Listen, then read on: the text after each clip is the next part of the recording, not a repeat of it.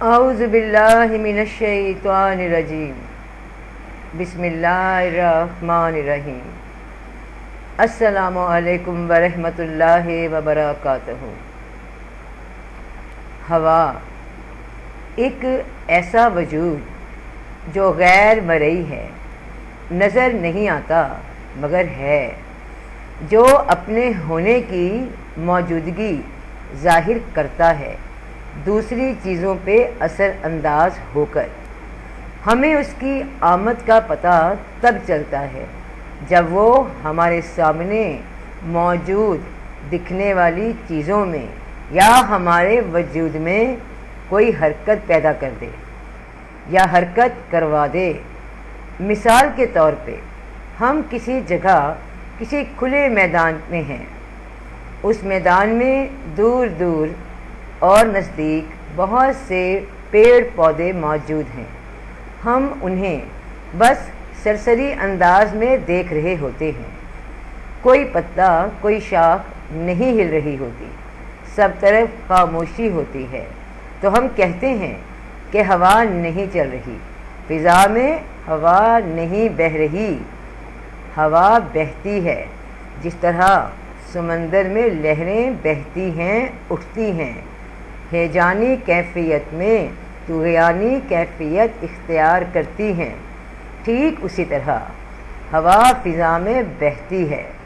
تو میدان میں جب کہیں کوئی حرکت محسوس نہ ہو، کوئی آہٹ محسوس نہ ہو، تو ہم کہتے ہیں ہوا بند ہے، کہ یکا یک پتے ہلنے لگتے ہیں، پیڑ جھومنے لگتے ہیں، فضا زور پکڑتی ہے، ہوا بہنے لگتی ہے، اور یہ نہ دکھنے والی شے دوسرے وجود میں اپنے ہونے کی موجودگی دکھانے لگتی ہے۔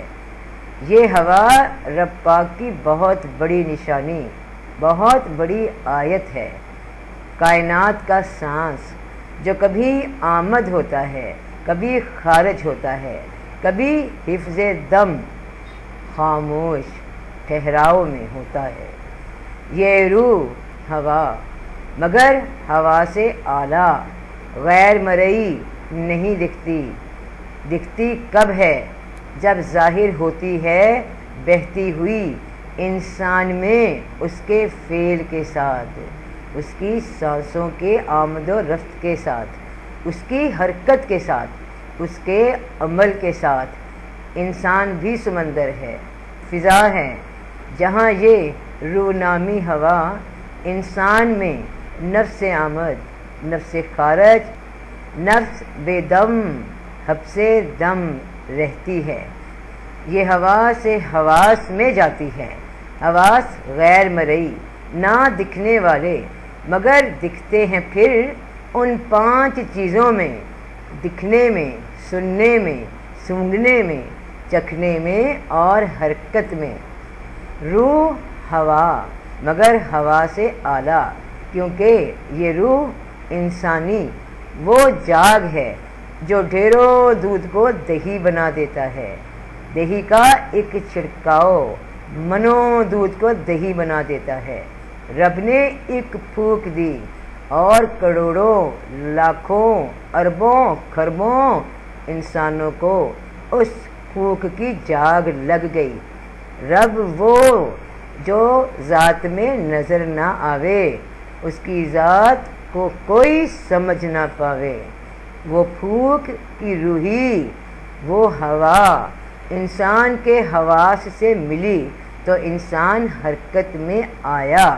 اس طرح جیسے خالی میدان میں وہ پیڑ جو بنا ہوا کے ساکت تھے، ہوا بہی تو درختوں کی حرکت نظر آنے لگی۔ روح بھی جسم میں بہتی ہے اور تیرے حواس اس کو قبول کرتے ہیں، پھر بات تیرے اختیار میں آتی ہے کہ تو اب کیا عمل کرنے والا ہے۔ جسم کو ساکت رکھتا ہے، سکون میں ہوتا ہے، یا برباد کرتا ہے، خود کو بھی اوروں کو بھی۔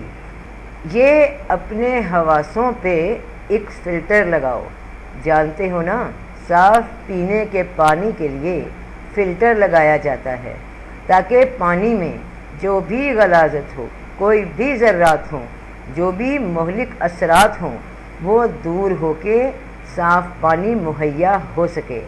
ٹھیک اسی طرح حواسوں پہ فلٹر لگاؤ اللہ کے ذکر کا، درود پاک کا، کہ تیرے حواسوں میں جو یہ بہتی ہوئی روح ہے خیر والی بن جائے، جب حواسوں سے گزر کر جسم تک آئے اور تو جس سے بھی جڑے اس کو خیر کا جاگ لگا دے، رب کا جاگ لگا دے، تو سب کا بھلا، سب کی خیر۔